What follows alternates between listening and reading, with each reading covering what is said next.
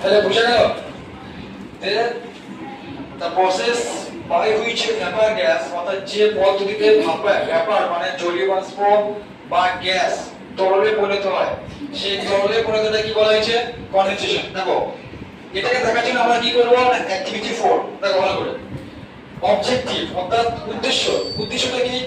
To study the condensation of water vapour from the air অর্থাৎ পানির যে ঘনীভবনকরণ water vapour জলীয় বাষ্প ফ্রম দ্য এয়ার অর্থাৎ বাতাসের জলীয় বাষ্প থেকে যে পানির ঘনীভবনকরণ কিভাবে জানবো সেই জন্য আমাদের একটা অ্যাক্টিভিটি 4 টাস্ক করতে হবে। দেখো material required glass tumbler water ice cube permanent maker pen social weighting balance. Glass tumbler মানে যে কাঁচের গ্লাস, ওয়াটার পানি, ice cube permanent maker marker যে মার্কারগুলো আমরা ইউজ করি যে মার্কারের সাথে কি করি আমরা দেখি এগুলো। দেখো ডিজিটাল ওয়েটিং ব্যালেন্স অর্থাৎ তুলা যন্ত্র ডিজিটাল তুলা যন্ত্র। প্রসিডিউর প্রসিডিউর মানে কি প্রসিডিউর মানে হচ্ছে পদ্ধতি। Fill the glass tumbler half with water প্রথমে কি করব ওই গ্লাস টাম্বলারটাকে আমরা কি করব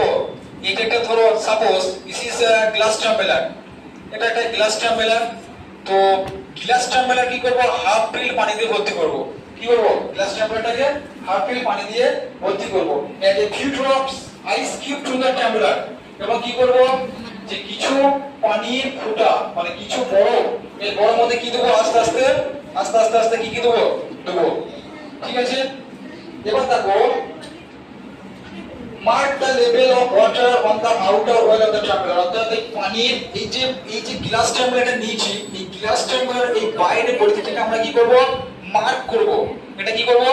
মার্ক করব। মার্ক করার পরে weight the tumbler using a digital weighting balance and record the initial weight in a table এবং তারপর কি করব